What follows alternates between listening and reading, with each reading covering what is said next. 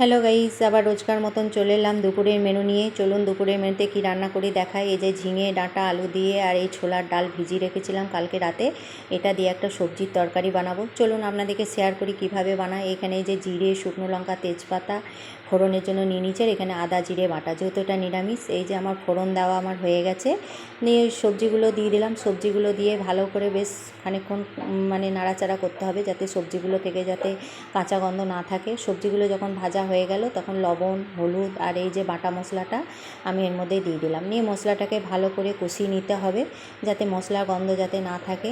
দেখুন আমার ভালো করে সবজিটা কষানো হয়ে গেছে। আর ওই যে ছোলার ডালটা ভিজিয়ে রেখেছিলাম ওটা দিয়ে ভালো করে নাড়াচাড়া করে এবার জল দিয়ে দেবো। আপনারাও এই রেসিপিটা এরকমভাবে ঘরে বানিয়ে দেখবেন, অসাধারণ লাগে খেতে, খুবই ভালো লাগে। এই যে ঢাকা দিয়ে দিলাম, সবজিগুলো আমার সেদ্ধ হয়ে গেছে। এই দেখুন রান্নাটা নামিয়ে নিয়েছি। নামাবার সময় ঘি গরম মশলা দিয়েছিলাম, যেহেতু এটা নিরামিষ রান্না ওই জন্য।